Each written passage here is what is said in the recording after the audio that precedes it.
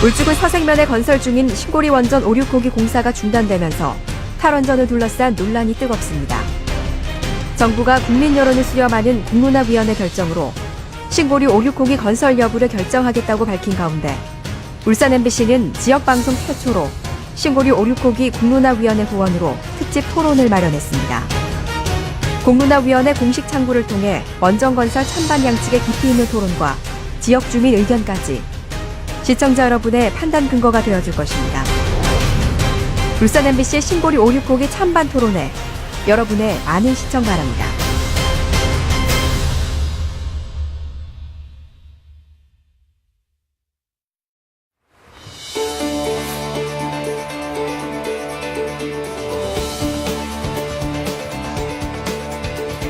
여러분 안녕하십니까. 울산에서 건설 중인 신고리 원전 5, 6호기 건설이 일시 중단돼서 전국적인 관심과 논란이 일고 있습니다. 건설을 계속해야 한다, 아니다, 중단하는 게 맞다, 이런 찬반 의견이 뜨거운데요. 정부는 신고리 5, 6호기 건설 계속 여부 결정을 앞두고 공론화 과정에 들어갔습니다. 이에 울산 MBC는 신고리 5, 6호기를 둘러싼 찬반 논란의 핵심을 정확하게 짚어보고 지역 여론과 전문가 의견을 수렴하기 위해서 신고리 5, 6호기 공론화위원회의 후원으로 오늘 신고리 5, 6호기 찬반 토론회를 마련했습니다. 자, 현재 어떤 쟁점들이 있는지 함께 고민해보고 올바른 방안을 모색해보도록 하겠습니다. 자, 먼저 오늘 함께 얘기를 나눠줄 네 분의 출연자 소개하겠습니다. 서생면 주민협의회 이상대 회장 나오셨습니다. 반갑습니다. 이상대입니다. 네. 신고리 5, 6호기 백지화 울산시민운동본부 김형근 공동집행위원장 자리하셨습니다. 네, 반갑습니다. 다음 카이스트 원자력 및 양자공학과 정용훈 교수 나오셨습니다. 네, 반갑습니다. 동국대학교 다르마 칼리지 박진희 교수 소개하겠습니다. 반갑습니다. 네. 자, 오늘 이 네 분과 함께 울산대학교 공과대학 학생들도 방청석에 자리를 함께하고 있습니다. 오늘 이 자리 함께해 주셔서 고맙습니다. 네. 자, 그럼 먼저 토론에 앞서서 신고리 5, 6호기 건설 중단 찬반 상황, 그리고 지금까지 진행되고 있는 현재 과정에 대해서 정리된 내용으로 함께 보시겠습니다. 문재인 정부가 출범하면서 탈핵 공약의 일환으로 울산에서 추진 중인 신고리 원전 5, 6호기 건설이 일시 중단됐습니다. 이에 대해 건설 중단이 맞다, 아니다, 계속 건설 추진되어야 한다, 지역 주민, 시민 환경단체, 정치권, 원자력 학계 등 찬반 논란이 뜨겁습니다. 울주군 서생면 신고리 원전 5, 6호기 주변에 사는 주민들은 대규모 상경 집회까지 열며 신고리 원전 5, 6호기 건설 중단을 반대하고 있습니다. 현재 공정률 30% 정도로 진행된 신고리 원전 5, 6호기 공사를 중단한다는 것은 말이 안 된다며 생존권 보장을 호소하고 있습니다. 신고리 5, 6호기 건설을 영구 중단하면 2조 6천억 원의 매몰 비용이 들 것으로 예상되며 공사가 일시 중단된 신고리 5, 6호기 현장은 760여 개 업체와 공사 작업자 등의 피해가 우려된다며 대책 마련을 호소하고 있습니다.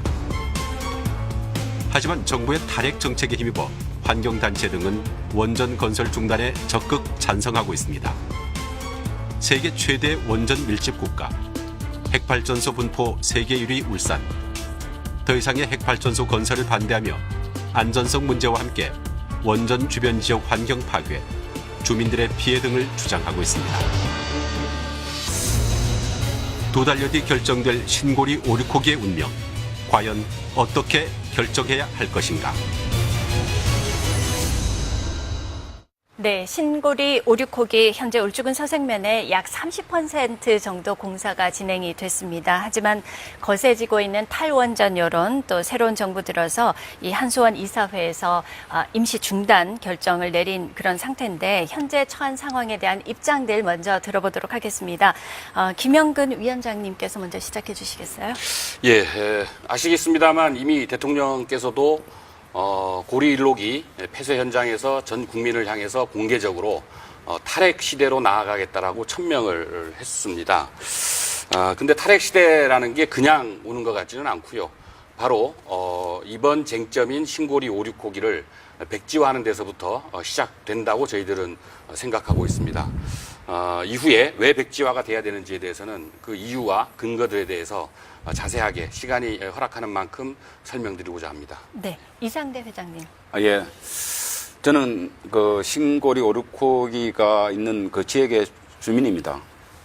신고리 오류코기가 왜 건설이 돼야 하는 이유를 말씀을 드리고자 합니다. 신고리 오류코기는 우리 지역 주민이 자율 유치한 국책 사업입니다. 또한 전원개발 실시계획, 승인, 또 건설 허가 등은 전반적인 허가를 적법하게 이루어진 사업이기도 합니다. 현 정부에서 추진하는 국책 사업 등이 정책을 5년 후에는 정권이 바뀌면은 또 이 국책 사업이 또 바뀌어야 되는지 상당히 의문스럽습니다.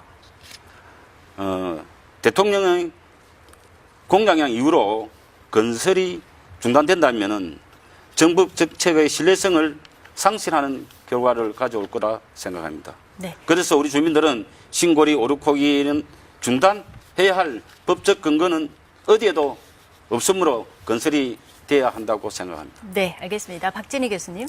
네, 저는 이제 신고리 5, 6호기의 중단은 당연하다라고 보는 입장인데요. 네. 실제로 이제 원전 이 5, 6호기를 계획할 당시에도 그 전력 수급 계획 부분들에 저희가 과다 산정한 부분들이 있습니다. 그래서 불필요한 그 원전을 계획을 했었고, 그래서 지금 현재 이 2기를 그 중단을 한다 하더라도 전력 공급에는 전혀 문제가 없는 상황입니다. 그래서 또 요즘 또 더군다나 그 원전의 안전성 문제도 그 제기되고 있는 상황에서 그 5, 6호기를 계속해서 그 가동한다라고 하는 거, 그러니까 공사를 계속한다라고 하는 부분들은 시대에 맞지 않다고 생각하는 바입니다. 네, 정용우 교수님 말씀해 네. 주세요. 저는 기본적으로 신고리 5, 6 이제 건설하고 있던 것 이제 지속을 하자, 건설하던 거 하자라는 입장이고요. 네. 계획부터 지금 인허가 과정까지 근 한 20년간 지속되어 온 죄송합니다. 20년간 지속되어 온 이제 사업입니다. 그리고 지금 30% 가까운 공정률이고 매몰 비용이 2.6조 원 정도 되기 때문에 그걸 고려한다면은 건설하던 것을 계속하는 것이 맞겠다라는 생각입니다. 네. 자, 두 분이 의견을 달리 하시는데 현재 이 신고리 5, 6호기 건설 연구 중단이냐 아니면 계속 건설 추진이냐에 대해서 사회적으로 대립이 좀 커지고 있다는 그런 생각이 드는데 구체적인 근거를 짚고 얘기를 나눠보겠습니다. 먼저 이상대 회장님께서는 이 생존권 문제를 주장하시는데 어떤 문제인가요? 탈원전에 대해서는 저는 찬성합니다. 다 같이 찬성해야죠. 탈원전 하겠다는 데는. 그다음 탈원전은 국가 에너지 정책하고 같이 고민하고 생각해야 된다고 저는 생각합니다. 왜 그러냐면은 그 에너지 정책이라 하는 게 하루아침에 되는 게 아니라고 생각합니다. 고리 그 원전이 쉽게 말하면은 완공되려면 7, 8년 공사 기간이 걸립니다. 네. 그렇게 되면은 7, 8년 후에 전기를 쓰기 위해서 지금 고리 원전 그를 이야기하고 있거든요. 그런 측면에서 본다면은 지금 탈원전을 아까 제가 이야기했듯이 그 한울 2호기가 79년도에 완공이 나면 신고리가 만약에 없어진다고 한다면은 우리가 원전 하나도 없어집니다. 9호기, 6호기가 그게 쉽게 말하면 없어지는 게 언제냐면은 82년도입니다. 그럼 3년입니다. 그 3년을 탈원전 하는데 그 차이밖에 안 나는데 그걸 갖고 지금 이렇게 공란을 해가면서 또 사회적 비용 2조 6천억 그 우리 그 관련 업계 우리 지방에 있는 업체만 170개입니다. 그 다음에 그 국가 전체적으로 보면 관련 업계 종사 700개라고 합니다. 그런 것도 같이 생각하고 가야 된다 하는 게 제 주장입니다. 네. 예. 그 다음에 뭐냐면은 그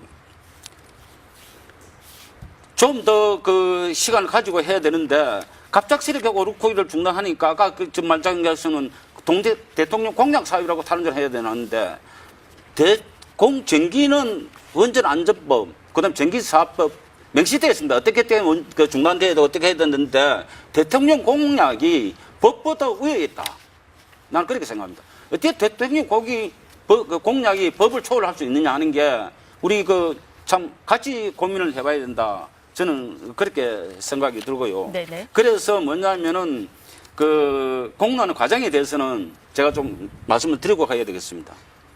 그 신고리 오류크기 공라 절차는 정부 지체의 신뢰성을 상실했습니다.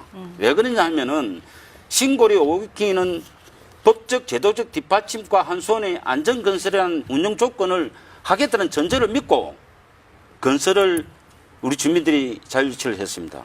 두 번째는 뭐냐면 정부는 신고리 오류크기 임시 그 중단이 공론화 통한 연구 중단을 논의하는 그 자체가 일관성이 없게 보입니다.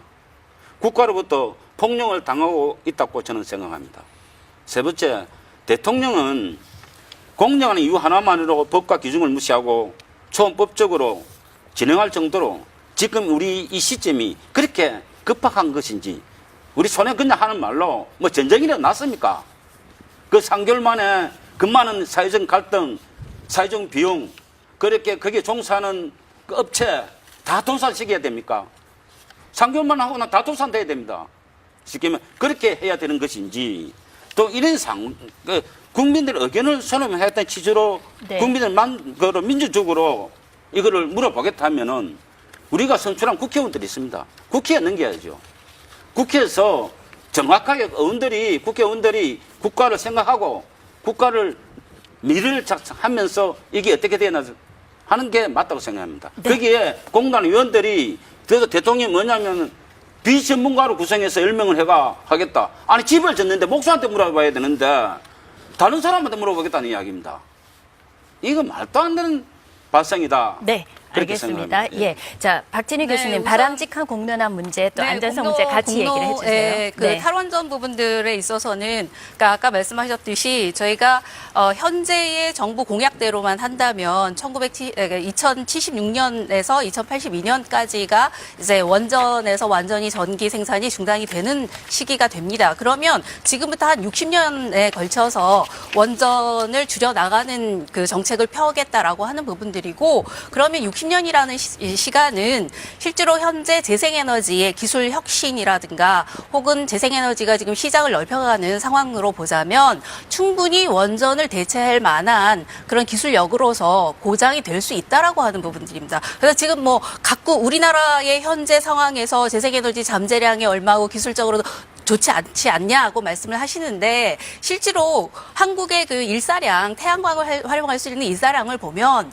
독일보다도 훨씬 더 일사량이 좋고요. 그다음에 이제 풍력 같은 경우도 해상 풍력 부분들의 자원들이 굉장히 많습니다. 실제로 자원 그 잠재량으로만 보자면 기술적 잠재량으로만 보자면 이 부분들에서 대체할 수 경제적으로 대체할 수 있는 부분들도 한 7배 정도 태양광 같은 경우가 현재 저희가 생산할 수 있는 총 전기 생산량의 7배 정도에 도달한다라고 하는 게 환경정책평가연구원에서 나온 보고서에서 말하고 있는 부분들이고 그래서 대체 기술도 있는 상황에서 여전히 그러니까 안전에 대한 그 위험과 안전에 대한 그 우려가 있는 이 원전을 지속해서 하겠느냐라고 하는 부분들에 대해서는 저는 이제는 다른 방식의 그 에너지원을 우리가 앞으로 어떻게 활용을 해 갈 것인가에 대한 사회적인 합의가 필요하다라고 생각을 하고 그 사회적인 합의 부분들은 바로 이 에너지 우리가 지금 현재 하고 있는 공론화위원회에서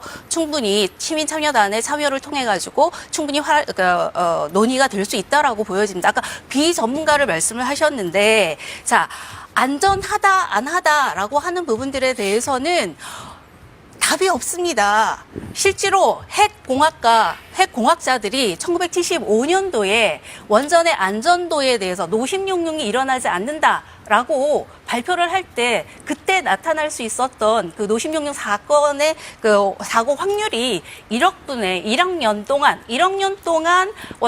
원자로를 가동을 하면 한 번 노심용융이 일어난다라고 75년에 발표한 바 있습니다. 그런데 바로 1979년도에 3마일 원전 사고가 났습니다.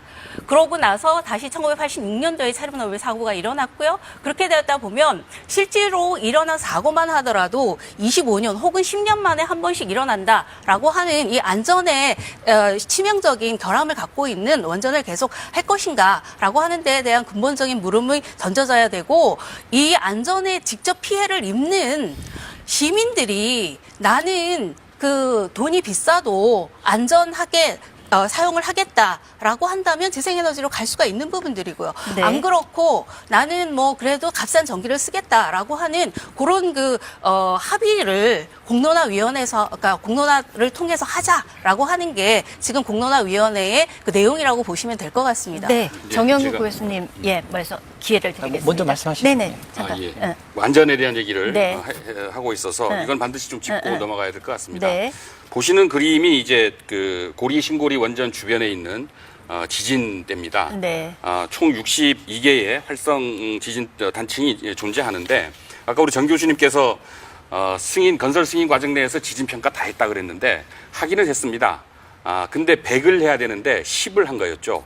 그거 가지고 했다고 그러면 참 그 속아 웃을 일이라고 저희는 생각을 하고요. 그래서 이후에 지진이 그 양산 단층대에서 규모 5.8 지진이 났을 때 다시 확인노라고 했지만 어떻게 진행되고 있는지는 공개하고 있지 않습니다. 네. 그래서 다시 한번 그거는 팩트를 좀 체크하는 그런 차원에서 다시 한번 말씀드렸고요. 위험성에 대해서 굉장히 많은 얘기를 할 수가 있는데 시간 관계상 짤막하게 얘기하겠습니다.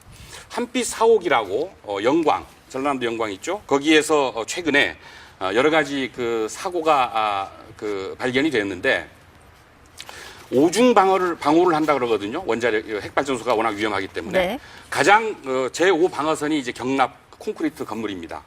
그 콘크리트에 한빛 사호기가 구멍이 숭숭 뚫려 있는 게 발견이 됐습니다. 그다음 제4 방어선이 콘크리트 하기 전에 철판으로 덮습니다.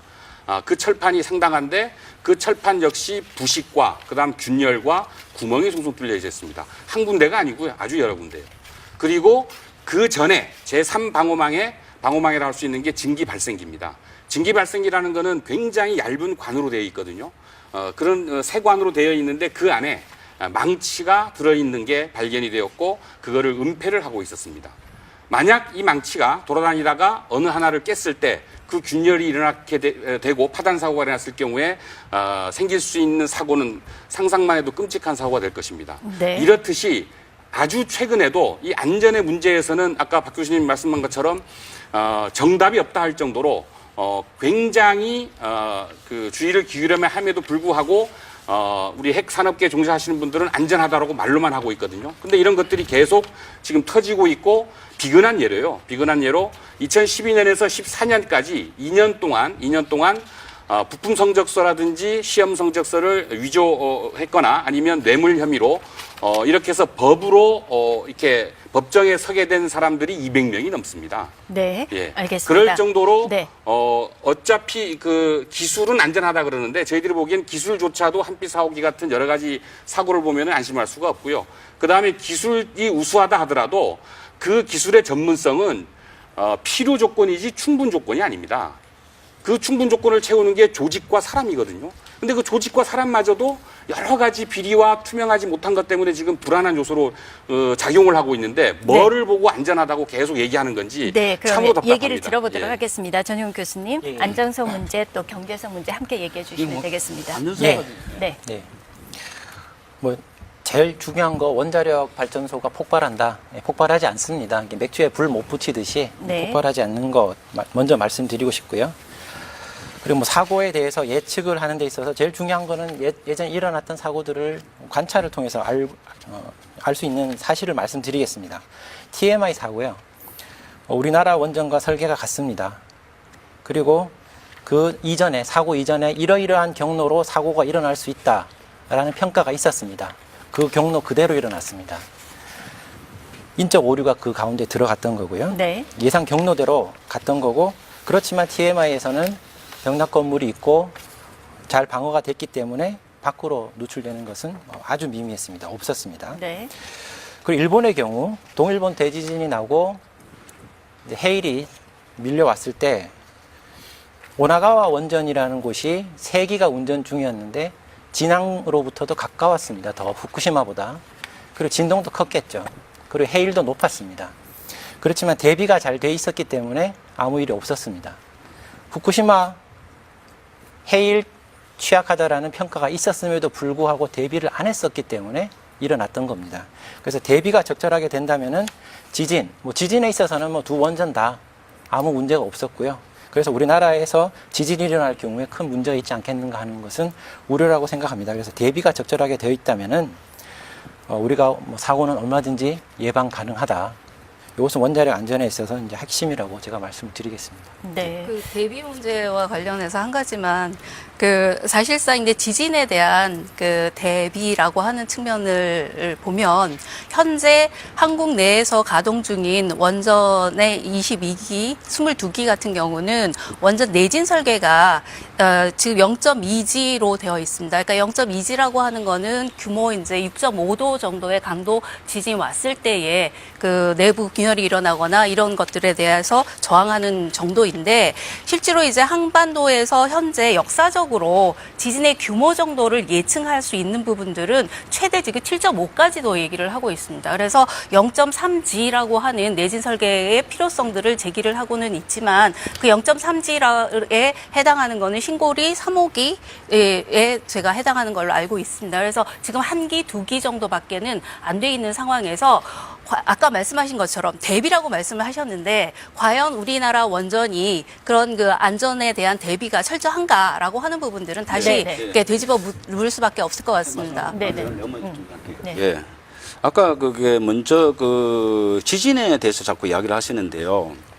지진에 대해서 원전이 안전한가? 아까 방금 그 교수님 말씀대로 지진이 우리나라에 일어날 확률은 극히 드물다고 봅니다. 그런데 지진 강도가 아니 지금 많이 일어났는데 강도가 어떻게 그러냐가 이제 관점인데 그저 그 원전이라는 게 쉽게 핵이 있기 때문에 불안하기 때문에 지진 이야기가 나고 아까 해일 뭐 쓰나미 이야기가 나오고 그렇습니다. 그래서 거기에 또 전부 아까 그 뭐 조직적으로 관리 문제가 일어나고 세 가지 정도가 이렇게 대조가 되는데 꼭 신고리 오류크기 같으면은 어떤 거냐면은 그 내실실에 아까 이야기했지만 영접상고는 그 내진 그 7점 내지 그 진도 7점까지 견딜 수 있습니다. 네. 그리고 핵심 그 안에 원자 핵이 들어가 있는 그런 부분들은 7.4 그렇게 얼마나 그 0.5g 그래서 쉽게 말하면은 7.4 정도까지 견딜 수 있게 만들어져가 있습니다. 그런 것도 같이 신고리 오류코기는 그렇게 만들고 있다. 앞에는 그런 게 없는데 아까 0.2g인데 0.3g 또 더 나가서 0.5g 정도로 그렇게 하고 있습니다. 네네. 그래 그런 걸 분명히 좀 말씀해 주시고요. 그다음 뭐냐면은 부연 설명을 네. 제가 드릴까요? 예, 예. 속에 대해서 그 전문가들의 평가, 우리나라에서 가능한 잠재 최대 지진 전문가들의 평가는 6.5 수준이 상상할 수 있는 최고 높은 지진이다. 그리고 안전정지 기준이 0.2G, 0.3G라는 것입니다. 이 안전정지 지진을 오해해서 그러신데요. 그 이상이 오면 원전을 정지를 하고 냉각을 하는 겁니다. 그 이상에서는 운전하고 있지 말라라는 기준 지진이고요. 실제로 안전의 핵심적인 설비들이 파손되는 그런 그 레벨은 실제 그 안전정지 지진의 2배, 3배 올라가게 되는 것입니다.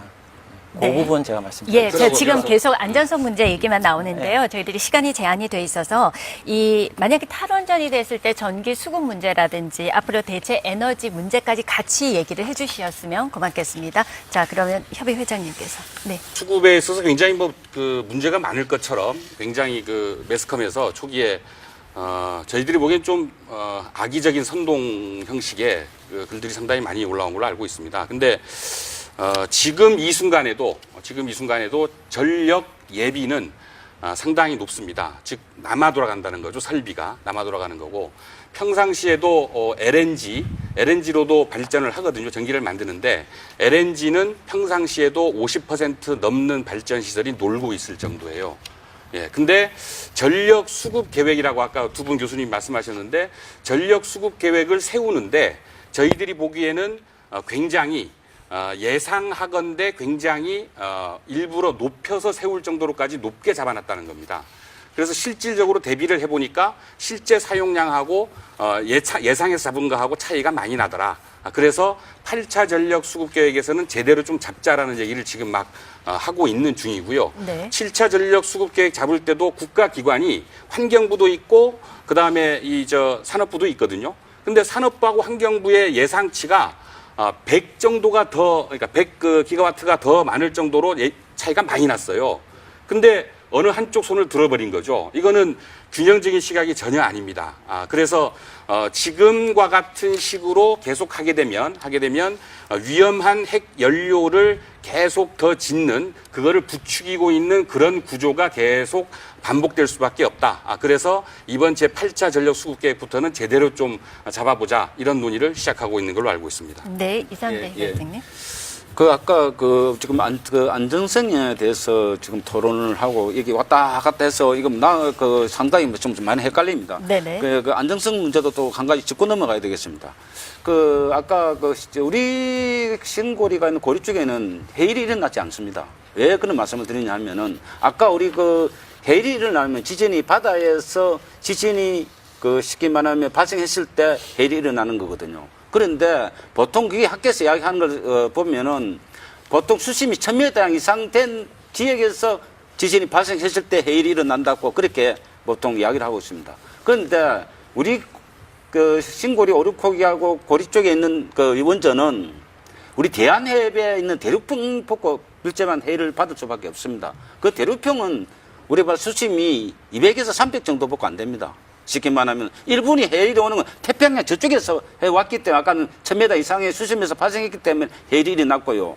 우리 대륙풍에서 바다로 해일이 일어날 수 있는 거는 쉽게 말하면 그것밖에 없는데 대한해협밖에 없는데 대한해협은 수심이 200에서 300밖에 안 됩니다.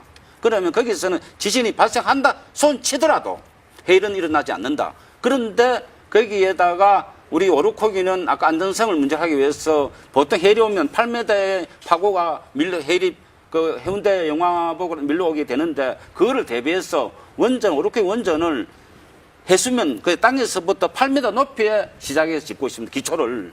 그래서 그 해일을 또 대비하고 있고 거기에 해일이 들어오면서 쉽게 말 발전이 안 돼가 전기가 안 들어가 냉각이 안 되는 으로써 사고가 일어났는데 그걸 디젤로 2개를 했다가 또 이번에는 또 어떻게 또 보관해놨냐면은 축정식으로 그거를 돌려야 되겠다 싶어서 그게 쉽게 말하면 우리 배터리식으로 그걸 24시간 사용할 수 있도록 또 그렇게 만들어낸 보안 존치를 그렇게 안정성에는 오륙호기는 상당히 그렇게 돼 있다 하고 만약에 정부가 하야 열렸습니다. 뭐냐면 아까 조직이고 그걸 했는데 이 조직은 무슨 업이든 간에 원전이든 다른 거든 쉽게 말하면 리스크는 있다고 생각합니다. 리스크는 문제점을 갖고 있다는 이야기죠.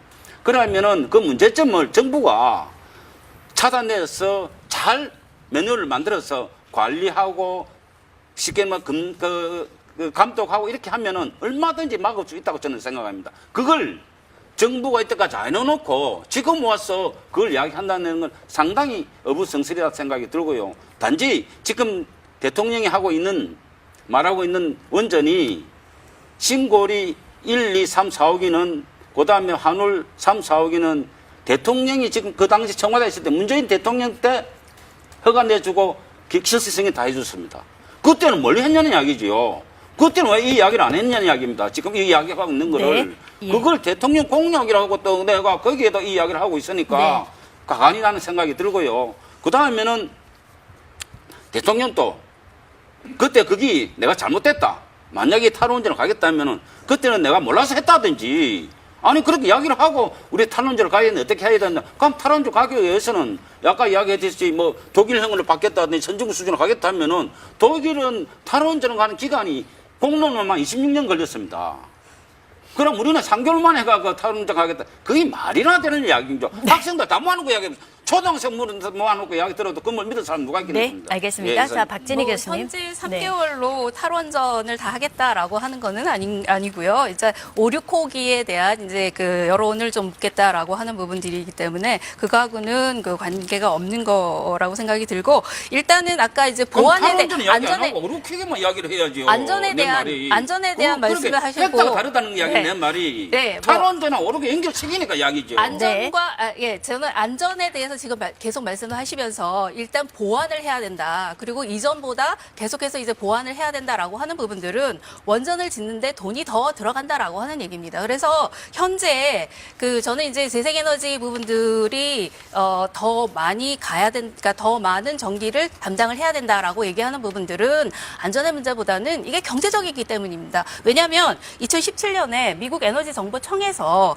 2022년에 태양광을 사용 사용을 했을 때 발전 단가를 계산을 했습니다. 그 발전 단가가 1970년도 같은 경우는 그 원전에 비해서 한 20배, 그러니까 태양광이 한 20배, 30배 정도 됐었을 겁니다. 네. 근데 지금 22년이 되면 태양광이 원자력에 비해서 발전 단가가 30% 싸질 거라고 얘기를 합니다. 태양광이 싸진다는 얘기입니다. 그다음에 이제 육상풍력도 48% 정도가 더 원전보다도 싸진다고 얘기를 하는 겁니다. 그러니까 원전은 왜 계속해서 비싸질 수밖에 없냐면 이런 식으로 계속해서 이제 테러가 공격이 됐을 때 경납고를 과거에는 하나의 경납고만 짓던 것이 유럽에서는 지금 이중 경납고를 하고 있습니다. 그리고 거기에서 이제 수소가 발생을 할 때 수소 포집기라든가 그다음에 여러 가지 다른 그 비상 디젤기를 2대를 했던 것을 4기로 한다라든가 혹은 6기로 한다라든가 하면서 원전을 짓는 데 들어가는 비용이 점점 높아지는 겁니다. 그래서 발전 단가가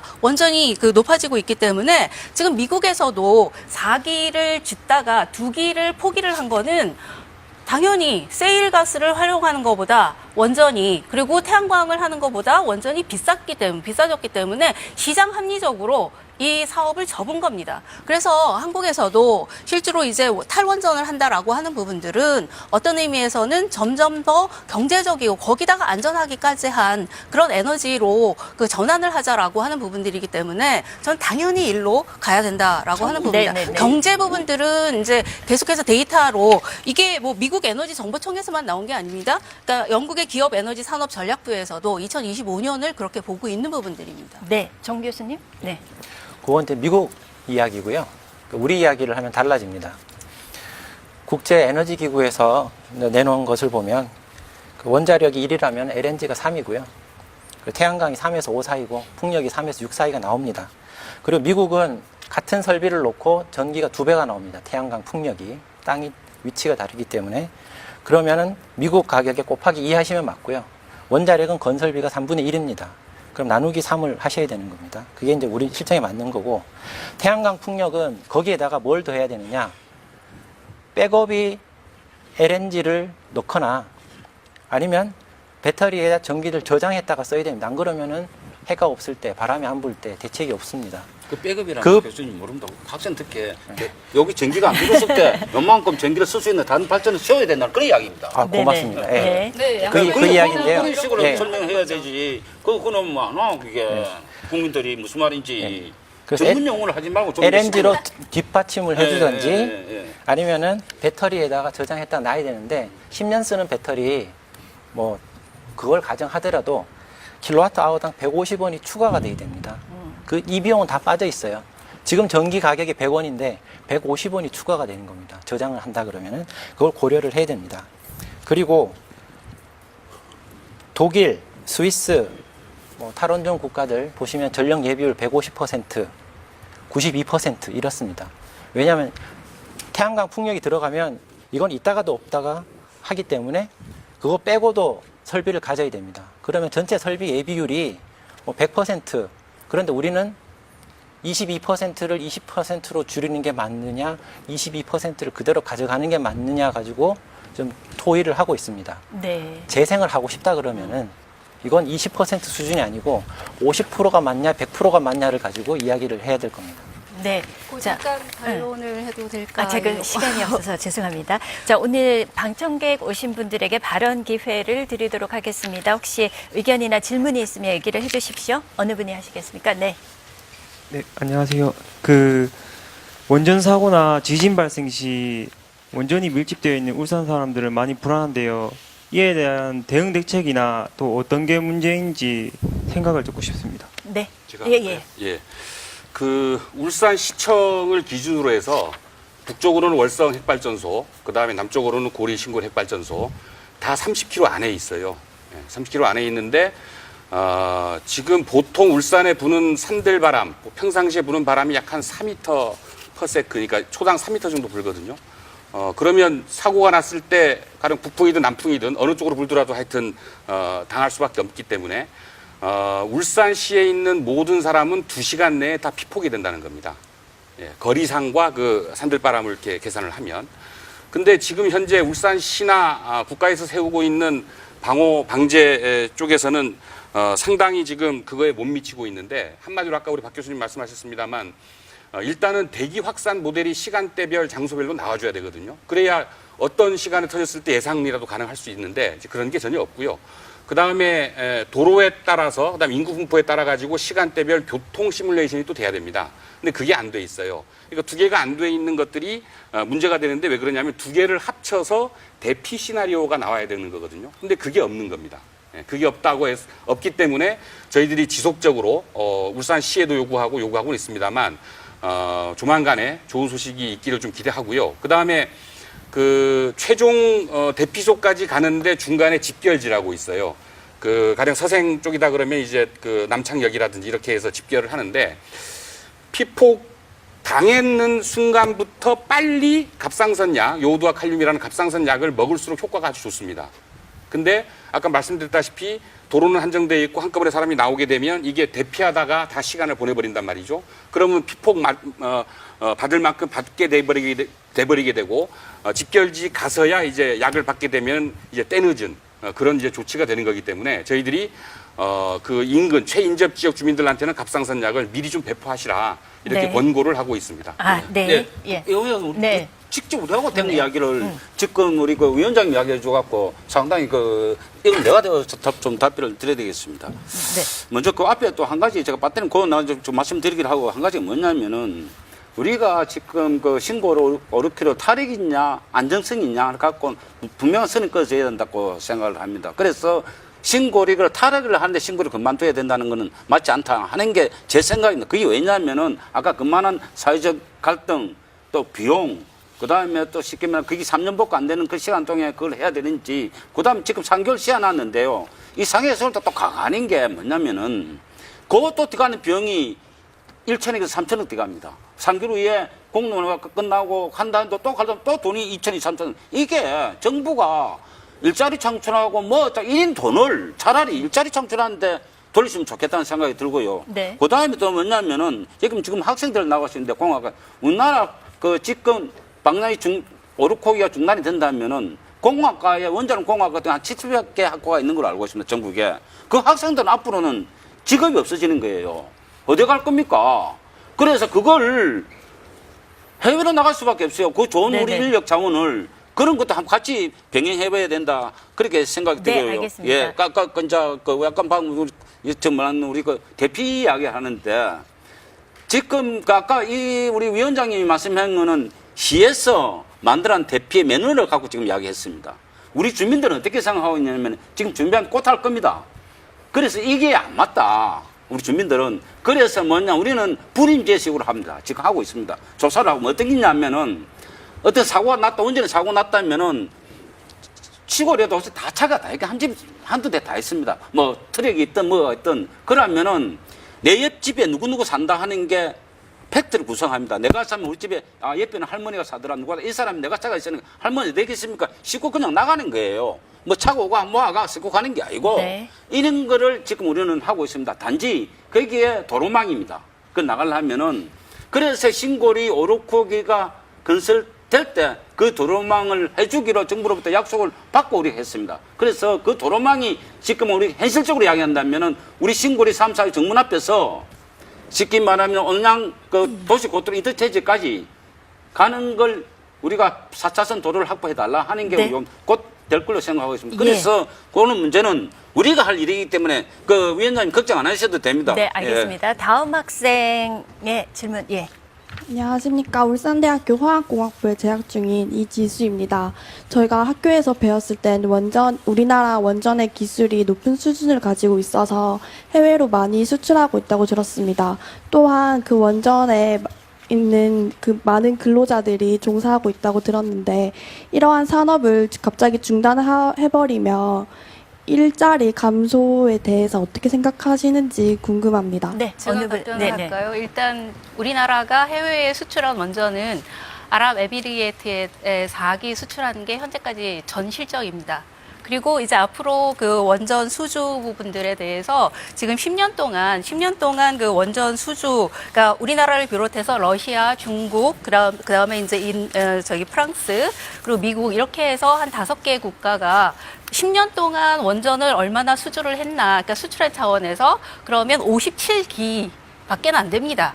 그래서 이게 원전 시장이 열린다라고 하지만 현재 중국만 한 60기 뭐 이런 대규모를 가지고 있고 거기다가 이제 중국 같은 경우는 그 자신의 그 기술력이 있기 때문에 그러니까 수입해가지고 원자로를 짓지 않습니다. 인도도 마찬가지로, 그러니까 다수기의 그 시장이 열리는 곳이 지금 중국과 인도인데, 이제 거기에 수출 시장이, 그러니까 우리가 진입하기가 어렵다라고 하는 부분들이 있고요. 그 다음에 이제 일자리 부분들로 얘기를 하자면, 현재 그 원자력 관련한 종사자를 따져보면 순수하게 원전 산업의 종사자는 3만 5천 명이 채 안 되는 걸로 나옵니다. 물론 이제 여기에 그 두산중공업이라든가 이 두산중공업 원자로만 하는 게 아닙니다. 다른 다른 건설업까지 다 하는데 그것까지도 뭐 원자로를 하는 산업이다라고 한다면 그거보다는 넓어질 수는 있겠죠. 그렇지만 원전 산업이라고 하는 부분들이 일자리 창출 개수라고 하는 측면에서도 전체적으로 그 계산한 바에 의하면 원자로 한 기 짓는데 1.1명의 그 일자리 창출이 나오는 반면에 태양광을 하게 되면 그게 이제 그러니까 태양광 셀부터 시작을 하는 거죠. 인고부터 시작을 해서 그러면 7명에서 8명 정도까지 나온다라고 해서 저는 그렇죠. 그러니까 대체 일자리들이 생길 수 있다라고 하는 부분입니다. 그 재생에너지 부분들에 대한 대체 일자리 부분들로 해서 그러니까 충분히 저희는 이제 보완이 가능하다라고 보는 겁니다. 정 교수님. 첫 번째 수출 부분. 현재 영국 이제 상당히 진척이 되고 있고요. 사우디는 스마트 원전 2기 지금 이제 설계를 하고 있습니다. 그리고 체코도 협상 중이고요. 앞으로 뭐 경쟁자들도 굉장히 약해져 있는 상황에서 상당히 전망이 밝다라고 이제 보고요. 두 번째 일자리 문제인데 LNG가 원자력을 대체한다라고 했을 때 LNG는 원자력의 10분의 1입니다. 일자리 수가. 임금은 비슷합니다. 태양광은 생산되는 전력 양을 봤을 때 같은 양을 할 때 일자리 수는 비슷한데 임금이 절반입니다. 그리고 독일도 최근에 와서 보조금을 많이 줄이기 시작했거든요. 줄이면서 일자리가 32% 감소했습니다. 그래서 처음에 건설이 태양광 패널을 깔고 건설이 활발할 때 잠깐 있는 것이고 임금도 2분의 1 수준이다. 풍력 발전 같은 경우에는 일자리 수는 적은데 임금은 원자력과 또 비슷합니다. 그 정도가 지금 통계적으로 나와 있는 수치들입니다. 네. 잠깐 첨가를 좀 해야 될 것 같습니다. 풍력 같은 경우는 그 1메가와트당 고용 인원이 21명이에요. 육상 풍력이. 근데 오프쇼라고 해상 풍력으로 가면 약 한 25명, 1메가와트당 이렇게 되는데 만약 신고리 5, 6호기만큼의 용량을 울산 앞바다에다가 좀 먼 데다가 짓는다 그러면 고용 인원이 약 한 5만 명 됩니다. 그런데 네. 울산 앞바다에 풍력을 짓겠다는데 그 태양 발상이 어디서 나오는지 모르겠습니다. 아니 거기 풍력을 바다에 하면은 거기에 또 따르는 문제점이 또 발생합니다. 쉽게 말하면 그 환경, 어업권, 소멸, 또 항로, 뭐 또 바람이 얼마나 불 것인지 풍력 해놓고 바람하면 하는 쓸모가 없어요. 예, 그러면 이건 그까지도 풀어주셔야 될 것 예, 같아요. 알겠습니다. 예. 네. 풍력 태양광은 피크만 보실 게 아니고 평균으로 나온 건 5분의 1입니다. 일자리 수를 볼 때도 5를 나눠야지 맞는 거고요. 네. 그건 참고해야 됩니다. 예, 알겠습니다. 전 세계가 자, 그렇게 다들 멍청하진 않습니다. 네. 전부 다 맞는 통계를 내고 있죠. 네, 알겠습니다. 어디서 오느냐에 따라서 굉장히 다른 것 같습니다. 네. 자, 지금 신고리 5, 6호기 건설 중단을 둘러싼 찬반 주장을 들어봤는데요. 시간이 짧은 게 좀 아쉽네요. 마지막으로 토론을 마무리하겠습니다. 한 말씀씩 부탁드리겠습니다. 먼저 발언기에 이상대 주민협의회장님 시작하겠습니다.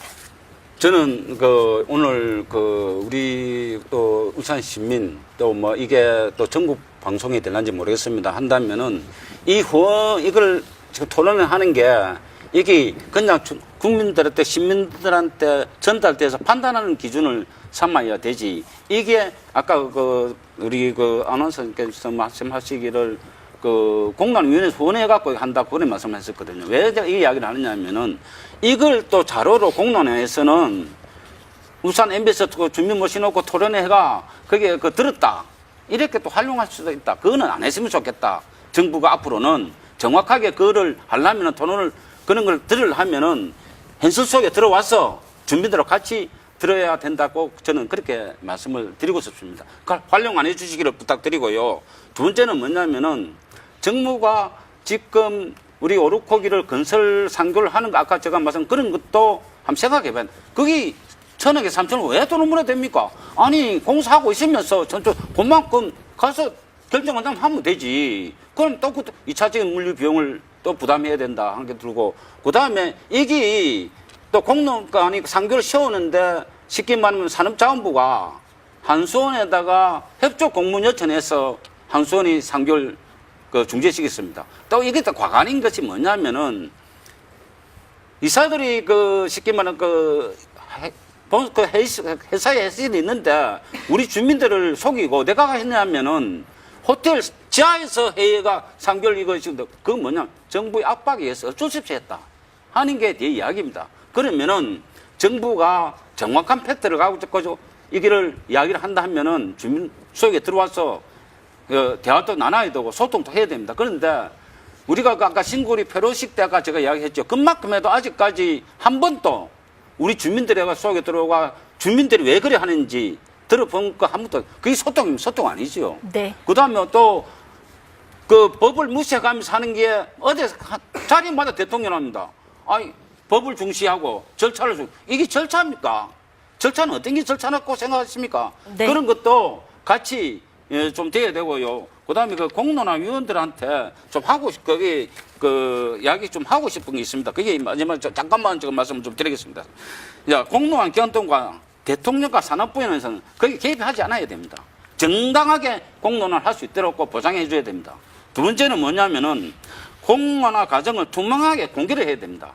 그래야 국민들이 알 거 아닙니까? 그 다음에 여론조사 과정, 문항, 최종 나중에 대상자도 공개해야 합니다. 거기 공론의 최종 목적도 알아야 될 거 아닙니까? 누가 어떻게 했는지. 네, 알겠습니다. 박진희 교수님.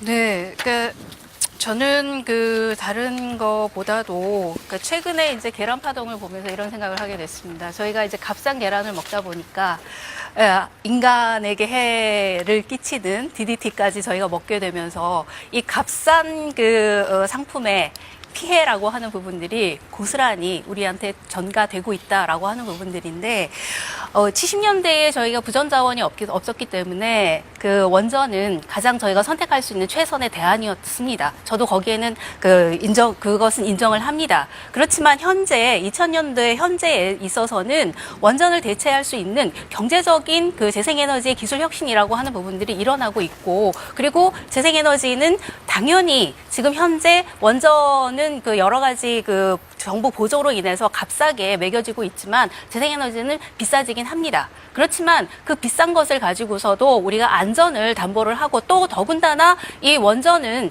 폐기물 문제가 아직까지 해결이 되고 있지 않습니다. 그러니까 저희가 값싸게 쓰고 있는 동안 여러분들의 후손들이 이 사용 후 해결료 부분들 심층 매립을 해야 될 텐데 그 매립지를 그것도 10만 년을 지진의 안전이라든가 이런 것들이 보장할 수 있는 부지를 과연 한반도에서 찾을 수 있을 건가라고 하는 부분들의 문제도 아직 해결이 되고 있지 않은 상황에서 그것을 후손들에게 물려주면서 후손들이 건강하게 살 수 있는 그런 토지를 우리가 빼앗아 가면서 계속해서 대안이 있음에도 불구하고 원전을 계속 고집할 건가 여기에 대한 심각한 고민이 필요할 때라고 생각을 하고요. 거기에 대해서 이제 좀 더 전환적인 생각이 있어야 될 거라고 생각을 합니다. 네, 정 교수님.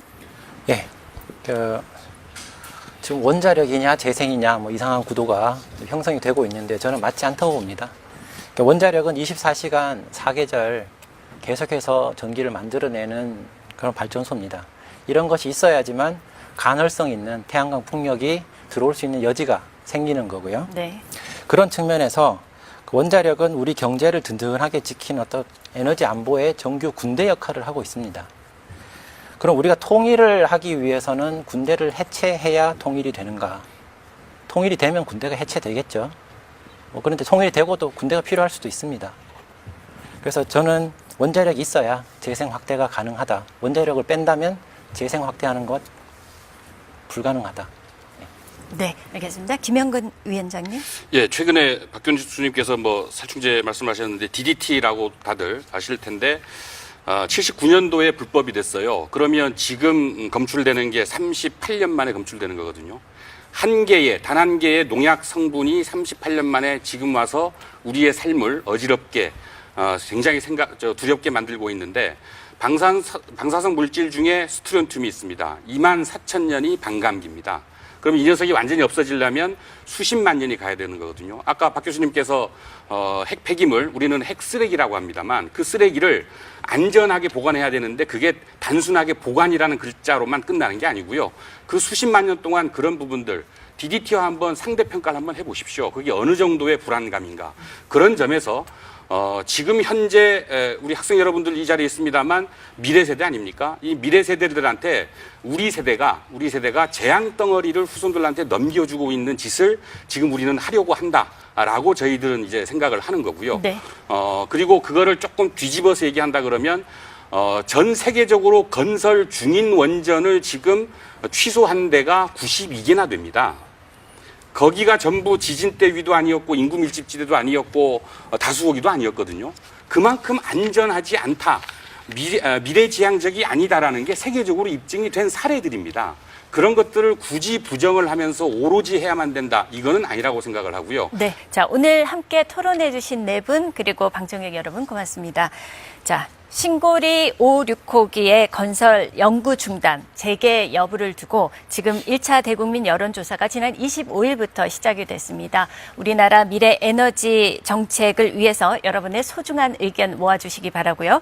그리고 9월 12일부터는 공론화위원회에서 시민 참여단을 구성하고 수기 과정을 거쳐서 최종 권고안을 정부에 제출한다고 합니다. 지역 차원에서 또 국가 차원에서 여러 차원에서 바람직한 그런 방안이 정해지길 바라겠습니다. 자, 신고리 5, 6호기 공론화위원회에서 후원한 울산 MBC 신고리 5, 6호기 찬반 토론회 여기서 마치겠습니다. 고맙습니다.